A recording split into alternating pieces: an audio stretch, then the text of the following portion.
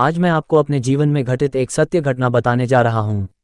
ये बात उस समय की है जब मैं 19 साल का था और 12वीं में पढ़ रहा था। उन दिनों मैं अपने मौसा जी के घर पर रह रहा था।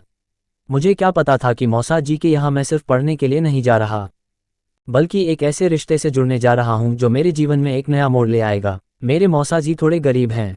उनके घर में केवल एक कमरा अपने बड़े बेटे और बहू के सोने के लिए और एक कमरा बाकी लड़कियों और मौसा जी मौसी के सोने के लिए है। उनकी 3 बेटियां हैं जिसमें से सबसे बड़ी का नाम दीपिका था। वो मुझसे 4-5 साल बड़ी थी। मैं उनको दीपिका कहता था।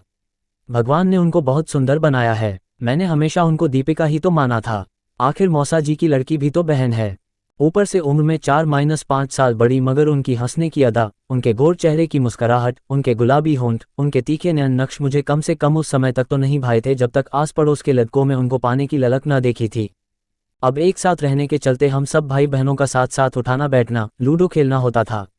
एक सादगी भरी हसीन अदा उनकी हर हरकत में दिखती थी। पढ़ाई में लड़कियों से पाला बहुत पड़ा था, लेकिन शायद उस समय तक एक लड़की के छूने पर जो एहसास अब हो पाया था वो पहले कभी नहीं हुआ था। मैं अक्सर उनको सताया करता था और वो भी मुझे छोटा भाई जानकर बहुत तंग किया करती थी और हम दोनों भाई बहन ऐसे ही मस्ती करते रहते थे।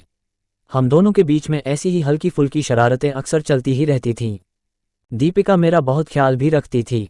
लूडो खेलते समय जब 1-2 बार उनका हाथ मेरे हाथ से छुआ तो पता चला कि इतना नर्म स्पर्श शायद कभी महसूस नहीं किया था मैंने। फिर मैं जानबूझकर खेल में चीटिंग करता था और पासा लेने के चक्कर में काफ़ी देर तक उनके हाथों का स्पर्श महसूस करता था। उनको मेरा शहरी पहनावा बहुत पसंद था। मेरी टाइट फिट टी शर्ट्स और शर्ट्स उनको मेरी अच्छी फिटनेस दिखाती थी। मुझे भी उनका शहरी लड़कियों की तरह कुर्ता और लेगिंग का तालमेल गजब का लगता था। धीरे धीरे मेरा ध्यान उनके ऊपरी उभार पर जाने लगा। मेरी चोर नज़रें अक्सर उनके उभारों को देखने की ताक में रहने लगी थीं। जब भी हम लोग लूडो खेलने बैठते तो मेरा ध्यान उनके उभारों और उनकी जांघों पर जाता था। जांघों का गदरायापन अक्सर मेरी उंगलियों को बुलाता था और मैं उनकी जांघों पर अपनी उंगलियां चलाने के लिए मचल जाता था। मैं कई बार उनके हाथों का स्पर्श पाकर रोमांचित हो जाता था। उनके हर अंग से चिपका उनका कुर्ता और कसी लेगिंग मुझे आकर्षित करने लगी थी। एक दिन मैं मौसा जी के अंदर वाले कमरे में सो रहा था। दीपिका भी शायद मुझे सोता हुआ जानकर बेफिक्र सी होकर नहा रही थी।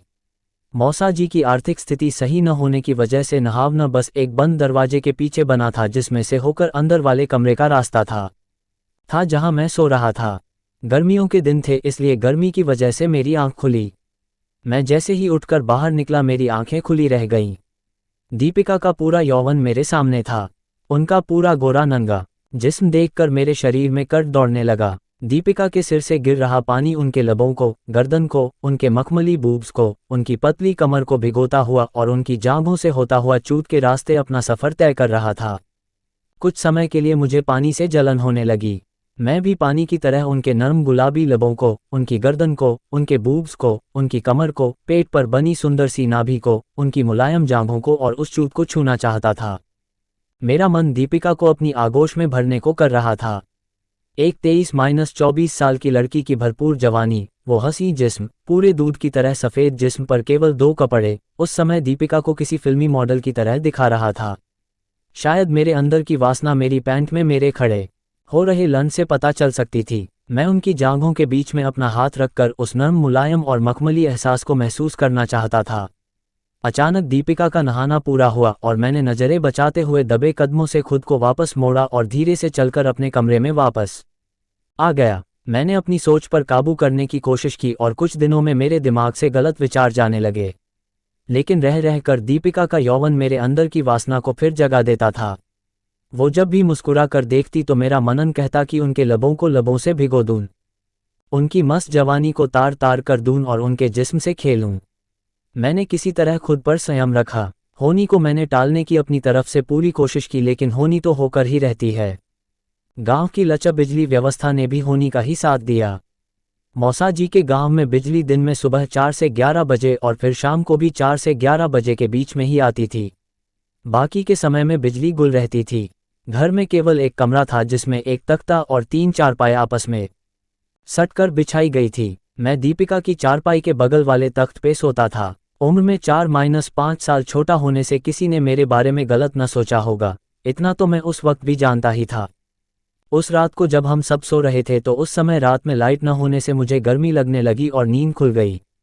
मैं हाथ वाला पंखा चलाने लगा तो उसी समय दीपिका मेरे हाथ से पंखा लेकर खुद ही लेटे लेटे मुझे हवा करने लगी। थोड़ी देर बाद मुझे लगा कि उनका हाथ दर्द कर रहा होगा, इसलिए मैंने उनके हाथ से लेने के लिए हाथ चारपाई पर रखा तो उनकी बाह पर हाथ पड़ा।